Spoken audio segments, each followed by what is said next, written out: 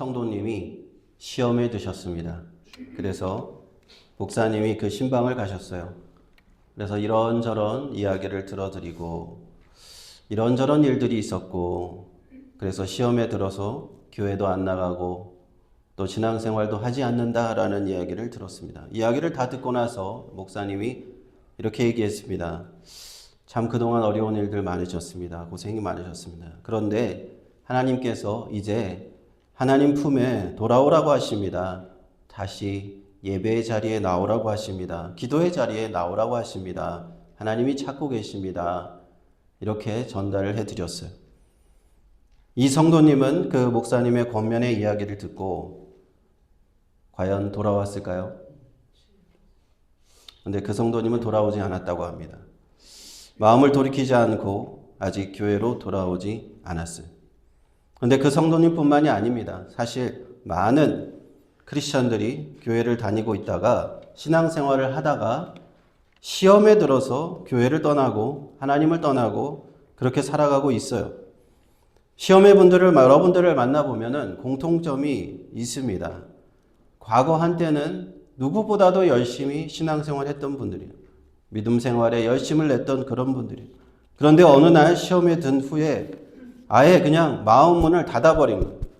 여러 가지 이유가 다 있겠지만 뭐 교회에 실망했을 수도 있고 교회 안에서 사람들에게 실망했을 수도 있고 여러 가지 이유가 있을 수 있지만 뭐 그 사람들 중에는 뭐 목사님이 될 수도 있고 장로님이 될 수 있고 권사님이 될 수도 있어. 어떤 집사님이 될 수도 있어. 그런 어떤 사람들에게 실망해서 교회를 떠나고 신앙생활에 완전히 등을 돌려버린 그런 사람들을 보다 보면 아, 정말 제대로 시험에 들었구나. 그런 생각이 들어요. 한두 마디의 권면의 말로 그분들이 쉽게 돌아오지 않는 거예요. 그런데 여러분, 평신도만 시험에 드는 것이 아닙니다. 목회자들도요, 사역자들도, 때로는 선교사들도 시험에 들어요. 한때는 목회의 열정을 가지고 열심으로 목회 현장을 섬기던 목사님들도, 또 선교지에 나가서 갖은 고생을 하면서 선교 사역을 하던 헌신하던 선교사들도 어느 순간 시험에 들 때가 있어요. 그 사람들은 이렇게 주의 일을 열심히 하다가 어느 순간 아, 내가 왜 지금까지 이렇게 살았지? 내가 열심히 복음을 위해서 달려왔는데 지금 세월이 지나고 보니까 남은 것은 여전히 힘들고 지치고 힘든 삶뿐이고 교회는 너무나 힘들고 교회에 여러 가지 시험거리만 있고 실망이구나. 이런 생각이 들 때 사역자들도 목사님들도 선교사님들도 시험에 든다 하는 것입니다. 제가 왜 이렇게 확실하게 얘기할 수 있냐면 저도 시험에 들었던 적이 있었습니다.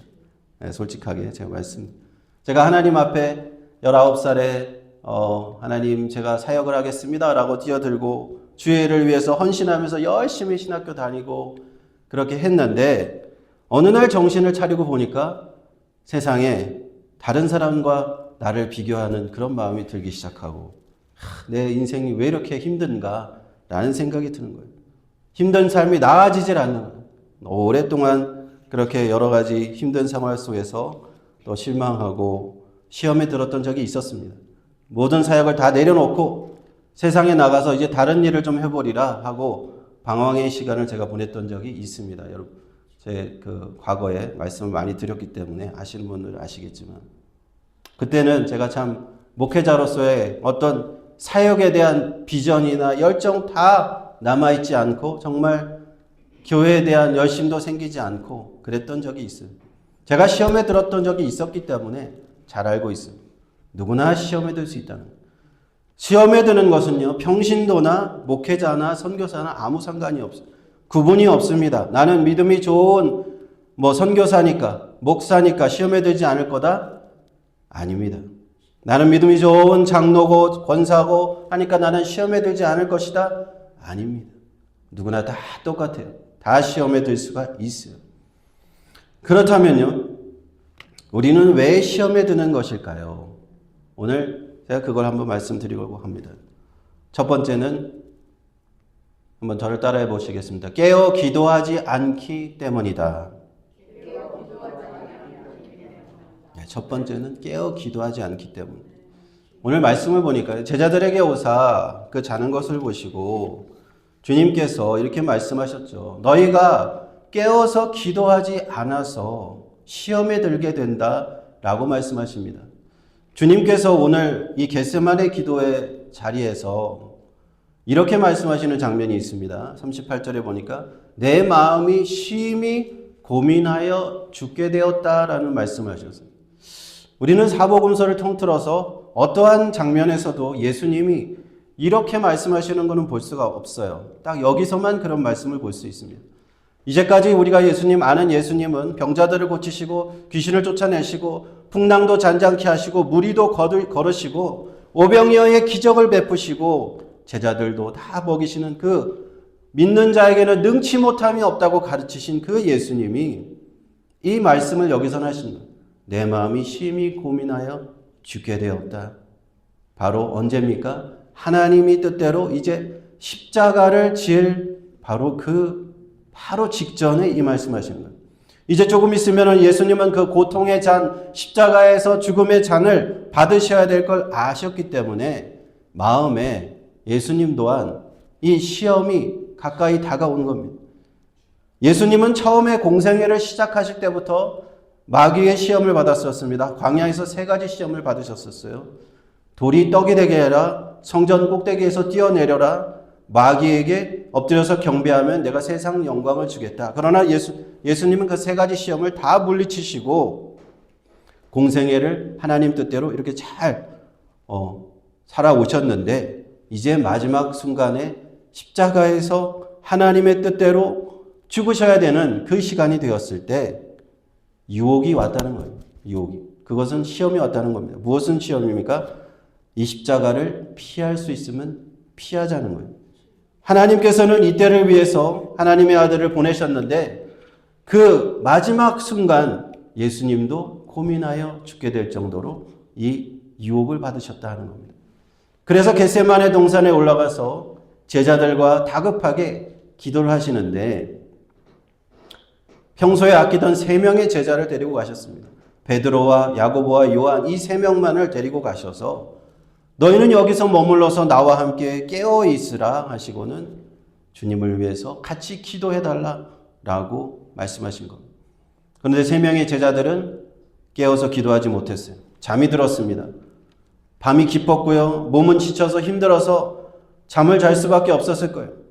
그때 주님께서는 제자들에게 너희가 나와 함께 1시간도 동안 깨어서 있을 수가 없느냐 하시면서 시험에 들지 않게 깨어 기도하라.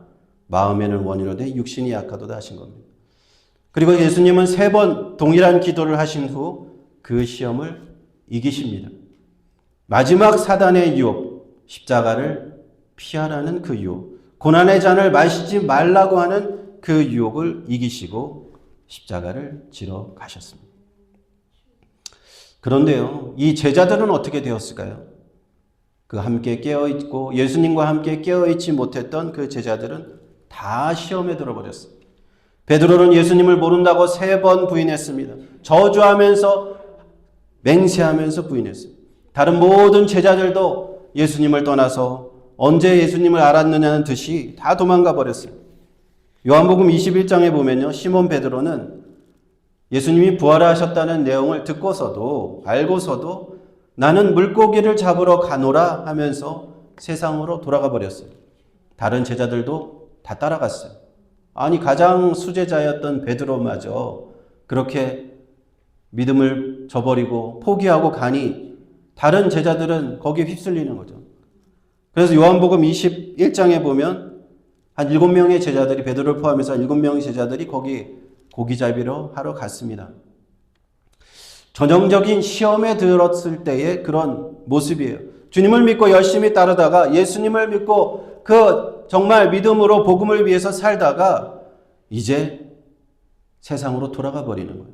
예수님을 믿지 않던 그 시절, 어부에 있던 어부 시절, 그 고기잡이 시절로 다시 돌아가 버린 베드로의 그 모습을 보게 됩니다. 그때 부활하신 예수님께서는 어떻게 하셨습니까? 이들에게 다시 나타나세요. 그리고 그들을 향해서 말씀하십니다. 너희가 잡은 고기가 있느냐 물으시고는 그물을 배 오른편에 던지라. 그러면 잡으리라. 그랬더니 정말 밤새도록 고기를 잡았는데 한 마리도 못 잡았는데 물고기를 잡아서 그물을 끌어올려 보니까 그물을 들 수 없을 정도로 물고기가 많이 잡혔어요. 그 물고기가 몇 마리였는지 아세요? 153마리. 153. 그 물고기의 숫자가 써 있잖아요. 이 장면에서요, 베드로는 그것을 기억했을 겁니다. 아, 내가 예수님 처음 만났을 때 이렇게 만났지. 깊은 데서 가서 그물을 내리라 하셨던 그 말씀대로 베드로가 깊은 데 그물을 내렸을 때 고기를 심히 많이 잡았던, 그물이 찢어졌던 그때 처음 예수님을 만날 때를 기억했을 겁니다. 주여 나를 떠나서서 나는 죄인이로소이다. 죄인임을 고백하면서 예수님을 만나서 예수님의 제자가 됐던 그 처음 장면, 하나님을 만났던 그 첫사랑을 떠올렸던 거예요. 예수님은 그런 베드로에게 처음부터 내가 너를 사람 낚는 어부가 되리라 하면서 그를 제자로 부르셨잖아요. 그 예수님을 만난 처음 그 장면을 떠올리게 하시고 주님은 그리고 그들에게 여기 와서 조반을 먹으라 하시며 친히 아침 식사를 차려주십니다. 자세히 보면은요, 예수님이 친히 떡과 생선을 제자들에게 갖다 주셨다고 그랬어요. 예수님이 이렇게 서빙을 하시면서 같이 아침 식사를 먹자 나누신 후에 시몬 베드로에게 말씀하셨죠. 요한의 아들 시몬아, 내가 이 사람들보다 나를 더 사랑하느냐. 그렇게 예수님은 3번 부인하였던 베드로에게 3번 물으시고는 다시 그 믿음을 회복시키십니다. 다시 하나님 나라의 일을 위해서 일하라고 하십니다. 다 시험 들었었단 말이죠. 예수님의 수제자였던 베드로, 다른 제자들도 다 시험에 들었었습니다. 그렇다면요, 우리들은 말해야 무엇하겠습니까? 우리 중에 예수님을 따르다가 누구든지 시험에 들 수가 있는 거예요. 그래서 주님께서는 제자들에게 미리 경고하신 겁니다. 시험에 들지 않게 어떻게 하라고요? 깨어 기도하라. 너희가 시험에 들 수 있는데 시험에 들지 않는 방법이 있다. 그것은 깨어서 기도하는 거예요. 그래서 주님께서 가르치신 주 기도문에는 우리를 시험에 들게 하지 마옵시며라고 그렇게 기도를 하라고 가르치신 거예요. 깨어서 기도한다는 것은 어떤 것입니까? 성령 안에서 지속적으로 하나님과 계속 교제를 갖는다는, 관계를 갖는다는 겁니다. 하나님의 음성을 계속 듣고 내가 힘들 때나 내가 아플 때나 내가 건강할 때나 언제든지 항상 하나님과 지속적으로 동행한다는 겁니다. 하나님과의 교제의 끈을 놓지 않는다는 거예요. 그러한 사람만이 시험이 혹시 찾아오더라도 시험에 들어가지 않는 거예요. 유혹에 빠져버리지 않는 거예요. 시험이 없을 수는 없습니다. 시험의 때가 다가오게 되어 있습니다. 그러나 시험을 이길 수 있는 힘이 어디서 나오느냐? 그렇게 깨어서 항상 기도로 하나님과 교제하는 사람입니다. 예수님께서 뭐라고 하셨는지 한번 곰곰이 생각해 볼 필요가 있어요. 예수님께서 시험이 코앞에 닥쳐오면 그때서야 기도해라 하셨습니까? 아니죠. 예수님께서 시험에 들고 나서 그때서야 기도하라고 하셨습니까? 아니죠. 언제 기도하라고 하셨습니까? 시험에 들기 전에, 시험에 들지 않게, 시험이 오기 전에 미리미리 깨어서 기도하라고 하신 거예요. 왜냐하면요, 시험에 들어버리고 나면 이젠 너무 늦었어요. 기도도 안 하게 돼요. 교회도 안 가게 되고 하나님을 찾지도 않게 돼요. 그래서 시험에 들기 전에 주님께서 깨어 기도하라 하신 줄로 믿습니다. 제가 예전에 한국에서 사역할 때 그때 담임 목사님이 항상 하시던 말씀이, 자주 하시던 말씀이 그거예요. 기도할 때 아무 일도 없어도 무슨 일이 있는 것처럼 기도해라. 그렇게 말씀하시더라고요. 항상 그렇게 미리미리 무슨 일이 있을 수도 있으니까 그렇게 기도해야 된다고 하는 말씀이 생각이 납니다. 그러므로 사랑하는 성도 여러분, 우리 시험에 들기 전에 깨어서 기도할 수 있기를 축원합니다. 미리미리 기도해요. 미리미리 하나님과 교제를 해야 돼요. 그러면 시험거리가 찾아와도 우리는 능히 사단마귀의 시험과 유혹을 능히 이겨낼 수 있는 줄로 믿습니다. 그러니까 두 번째로 또 우리가 왜 시험에 들게 되는가? 저를 한번 따라해 보시겠습니다. 육신이 약하기 때문이다. 네, 아까 그 말씀 똑같은 동일한 말씀인데 시험에 들지 않게 깨어 기도하라. 마음에는 원이로되 육신이 약하도다 하셨어요. 제자들도요, 예수님과 함께 겟세마네 동산에서 마음으로는 정말 주님과 함께 기도하고 싶었어요. 그런데 그들의 육신이 약했다는 겁니다. 그래서 그 시험을 이길 수 없었어요. 우리 인간의 육신은 약한 것입니다. 우리의 체력에는 한계가 있고요. 정신력으로 정신일도 하사불성 막 이렇게 정신력을 강조하지만 정신력도 한계가 있어요. 우리가 의지로 모든 걸 가능할 것 같지만 우리의 의지도 한계가 있습니다. 우리가 구약 성경에 보면은 이와 비슷하게 시험에 든 사람이 있어요. 바로 엘리야입니다. 엘리야는 구약 성경에서 대표적인 선지자 중에 한 사람인데 갈멜산에서 바알 선지자들과 대결해서 하나님의 불을 내리게 한 그 선지자고 참 살아계신 하나님을 이방 섬기는 이방 선지자들에게 보여줬던 그 사람이에요. 그런데 그 엘리야가 그런 엄청난 하나님의 능력을 보여주고 난 다음에 엘리야가 시험에 들었다는 거예요. 그것은 엘리야의 육신이 약해지고 몸과 마음이 더 이상 지쳐서 아무것도 할 수 없는 그 상태. 요즘 말로 하면은 번아웃이 오는 거예요. 번아웃. 이상 19장 4절에 보면은 스스로 광야로 들어가서 하룻길쯤 행하고 한 로뎀 나무 아래 앉아서 죽기를 구하여 가로되 여호와여 넉넉하오니 지금 내 생명을 취하시옵소서. 나는 내 열조보다 낫지 못하나이다. 그렇게 열정적이었던 엘리야가 하나님에게 열심히 특심이 있던 그 선지자가 시험에 들어버린 거예요. 우울증에 빠졌습니다. 죽기를 구합니다. 이것을 보면요, 아무리 대단한 사역지라 할지라도 이런 상황에 처할 수도 있는 거예요. 지칠 수가 있는 겁니다. 하나님을 섬기고 열심을 하다가 심신이 너무 소진돼요. 다 소진돼 버렸어요. 그래서 이렇게 지쳐 있을 때 하나님께서 엘리야를 회복시키시는데 저는 이 장면을 굉장히 흥미롭게 항상 보게 되는데 19장 5절에 8절에 이렇게 기록되어 있죠. 로뎀 나무 아래 누워 자더니 엘리야가 자고 있습니다. 천사가 어루만지며 이르되 일어나서 먹으라 했습니다. 자고 먹게 하십니다. 머리맡에 숯불에 구운 떡과 한 병 물이 있어서 먹고 마시고 다시 잠이 듭니다. 그러자 다시 깨우고 다시 먹으라 하십니다. 자, 여기서 엘리야를 회복시키신 방법은 무엇입니까? 쉬게 하시는 거예요. 너무나 당연한 것 같은데 우리가 번아웃이 왔을 때 잠을 자야 되는 거예요. 쉬어야 되는 거예요. 엘리야도 하나님께서 쉬게 하시는 거예요. 의사들이 그러죠. 우리가 수면이 부족하면 몸에 스트레스 호르몬, 코르티솔 같은 스트레스 호르몬이 나오고 우리 잠이 부족하면 면역력이 떨어지고 여러 가지 질병에 걸릴 수 있습니다. 충분한 수면을 취하세요. 의사들이 그런 얘기합니다.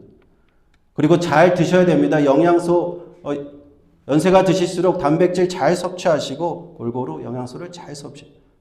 그래야 우리 육신이 건강한 몸을 유지할 수 있는 거예요. 하나님께서 엘리야를 회복시키신 방법, 그를 쉬게 하시고 그를 다시금 음식으로 그의 몸을 회복시켰다 하는 겁니다. 하나님은 번아웃된 엘리야를 회복시켜서 그의 사역을 마치게 하십니다. 사랑하는 성도 여러분, 하나님은 우리를 사랑하세요. 그래서 우리의 연약함을 다 아십니다. 하나님 우리의 육체에 한계가 있다는 거 아십니다. 정신력에도 한계가 있다는 걸 다 아세요. 하나님이 사실 그렇게 만드신 겁니다. 우리의 육체가 낮에는 활동을 하고 밤이 되면 충분히 잠을 자고 다시 또 그 다음날 생활할 수 있는 힘을 얻도록 하나님이 그렇게 만드셨어요. 그래서 하나님께서 우리에게 안식일을 주신 거예요. 안식일을 주신 이유가 다른 이유가 아니에요. 우리를 쉬게 하시려. 그런데 안식일을 주어서 아무 일도 하지 말라 그랬더니 이 유대인들이 오해를 해서 무슨 일을 안 해야 될까 이거에 더 신경을 쓰느라고 쉬지를 못해요. 그 이스라엘 백성들이 그런 잘못을 범했죠. 그래서 예수님께서 하신 말씀이 사람이 안식일을 위해서 있는 게 아니라 안식일이 사람을 위해서 있는 거고 하나님이 주신 거다. 그런 어떤 유대인들이 요즘에도 그렇게 한다고 합니다. 안식일 날 음식을 갖고 와서 옆집에 갖고 가서 그 전자레인지 좀 돌려주세요. 우리 집에서는 전자레인지를 돌릴 수가 없습니다. 그러면 일을 하게 되는 거니까 그 옆집 사람이 그걸 돌려서 받아가지고 먹는다는 거예요. 이 사람들은 안식일에 아무 일도 하지 말라 그랬더니 그게 거기 신경 쓰느라고 그걸 또 하고 있는 거예요. 그게 포인트가 아니라 우리에게 안식일을 주신 것은 안식일 통해서 우리가 회복하라고 하십니다. 우리가 쉼을 통해서 재충전의 시간을 가지고 다시 하나님이 원하시는 그 믿음의 경주, 하나님이 원하시는 일상을 살아가라 하는 것입니다. 그러므로 사랑하는 성도 여러분, 신앙생활 가운데서도 우리가 너무 몸과 마음이 지치지 않게 우리는 주의해야 돼요. 그러면요, 시험에 들기가 쉬워요. 우리는 육신에 연약하기 때문에 시험에 들기 쉽다는 겁니다. 그래서 때때로 우리에게 충분한 안식을 취하시고 그렇게 주님께서 우리를 푸른 초장과 쉴만한 물가로 인도하시는 분이시니까 우리를 충분히 쉬게 하시고 우리를 회복시켜 그렇게 다시금 주님 앞에 나오게 하시는 줄로 믿습니다. 그러므로 여러분 육신을 열심히 돌보십시오. 또 힘을 충분히 취하시고 운동도 열심히 하시고 또 좋은 음식도 많이 드시고 그렇게 회복하셔서 다시 시험에 들지 않도록 하나님의 일을 잘 감당할 수 있기를 주님의 이름으로 축원합니다. 우리가 시험에 들 때 시험에 든 사람들을 보면요. 다 다른 사람을 탓해요. 다른 사람. 저 사람 때문에 내가 시험을 들었다. 저 교회에서 내가 시험을 들었다. 그리고요. 그것을 정당화시켜요. 내가 하나님 앞에 저 사람 때문에 시험 들었으니까 나는 잘못이 없다. 저 교회에서 내가 실망을 해서 시험을 들었으니까 나는 잘못이 없다라고 얘기를 해요. 근데 정말 그럴까요? 우리가 시험에 드는 이유가 정말 저 사람 때문인가? 저 교회 때문인가? 한번 남 탓을 하는데 잘 생각해 봐요. 그게 아니에요. 바로 내가 원인은 내가. 한번 따라해 보겠습니다. 내가 원인이다.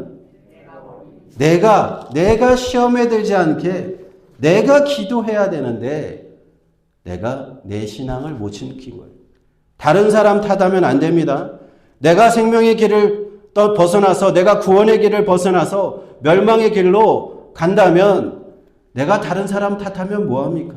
내가 내 영혼을 망치고 있는 겁니다. 그러므로 결국에는 다른 사람을 탓하고 내가 하나님을 따라서 멸망의 길로 가는 건 내 손해인 거예요. 내 믿음을 내가 지켜야지 다른 사람 탓을 하면 안 됩니다. 사도 바울은 이와 관련해서 중요한 말씀을 남겼는데요. 고린도전서 9장 27절에 이렇게 말씀합니다. 내가 내 몸을 쳐 복종하게 함은 내가 남에게 전파한 후에 자기가 도리어 버림이 될까 두려워함이라 이랬습니다. 많은 사람들에게 복음을 전했습니다. 유대인들에게, 이방인들에게 복음을 전하고 기적을 행하고 구원의 복음, 그 사람들이 다 하나님의 자녀로 돌아왔어요. 그런데 그 사람들의 영혼은 다 살려놓고 혹시나 내가 그 사람들을 다 살려놓고 내가 버림받으면 어떡하지? 그런 두려움이 사도 바울에게 있었다는 거예요. 어떠한 이유에서건 시험에 들어서 주님에게서 멀어지고 믿음에서 떨어질까 그것을 두려워했다는 겁니다. 왜냐하면요. 지금도 사단 마귀는 우리 믿는 사람들을 시험에 들게 하려고 지금 밀가부로도 탄다 그랬어요. 가만히 두지 않는다는 겁니다. 그 사람이 목사건 장로건 가리지 않습니다. 어떠한 믿는 사람 한 사람이라도 더 믿음에서 떠나게 하려고 사단 마귀는 지금 베드로전서 5장 8절 이렇게 얘기합니다. 같이 한번 읽어보겠습니다. 시작. 근신하라 깨어라 너희 대적 마귀가 우는 사자같이 두루 삼키며 삼킬 자를 찾는다 하셨습니다. 계속 시험거리를 던져주는 거예요. 다른 사람들에게 봐라 저 모습이 실망스럽지 저 교회가 저렇게 너를 실망스럽게 하지 계속 여러 가지 실망거리 유혹거리 시험에 들만한 거리를 자꾸 우리에게 던져준다 이 말입니다. 그리고 때로는 세상에 염려라는 시험거리를 줍니다. 우리가 씨 뿌리는 비유에서도 나왔죠. 우리가 가시떨기 나무에 뿌려진 씨는 어떻게 됩니까? 세상의 염려와 재물의 유혹이잖아요. 예수님을 따라서 복음을 따라서 살다 보니까 세상살이가 너무 힘든 거예요. 세상에 염려가 너무 많은 거예요. 재물이 너무 유혹을 하는 거예요. 세상에 나가면은 내가 하나님을 떠나가면 더 재물로 성공할 것 같은 거예요. 그러다 보니까 하나님을 자꾸 떠나려는 그런 유혹이 생긴다 하는 겁니다. 이러한 여러 가지 시험거리, 유혹거리가 계속 우리에게 던져질 때 우리는 어떻게 해야 되느냐? 시험에 들지 않게. 시험에 들고 나서 기도하는 겁니까?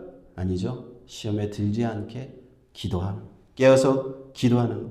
우리가 육신이 또 약하기 때문에 하나님 앞에서 시험에 들지 않게 우리가 믿음 생활의 워라벨을 지켜야 돼요. 워라벨이라는 말씀 쓰잖아요. 우리가 믿음 생활도 잘하고 내가 시험에 들지 않게 내 삶을 잘 관리해야 됩니다. 그렇게 주님 안에서 우리가 안식을 누려야 될 줄로 믿습니다. 깨어서 기도해야 될 줄 믿습니다. 안식을 누리고 깨어서 기도해라. 깨어서 기도하라고 한다고 쉬지 말고 무조건 잠도 자지 말고 기도하라는 건 아니잖아요. 아시잖아요. 우리가 충분히 휴식을 취하고 또 기도할 때는 누구보다도 열정을 가지고 열심으로 기도하라. 이렇게 주님 말씀하시는 겁니다. 주님은 그렇게 우리를 회복시키시기를 원합니다. 시험에 든 자들이 있다면 하나님은 우리를 이렇게 회복시켜 주시기를 원합니다. 베드로를 회복시키시고 엘리야를 회복시키시고 그렇게 시험에 든 자들, 시험에서 떨어져서 믿음의 길에서 멀어진 자들 하나님은 지금도 찾고 계십니다. 그렇게 예수님은 지금도 찾아가시고요. 하나님은 그들을 지금 부르고 계십니다. 우리는 그들을 위해서 기도해야 될 줄로 믿습니다. 또 내 자신이 시험에 들지 않게 우리 시험에 들기 전에 기도함으로써 우리가 하나님이 주시는 하나님의 자녀로서 기쁨의 이 신앙생활을 하면서 하나님께 영광 돌리는 우리 모두가 되어야 될 줄로 믿습니다.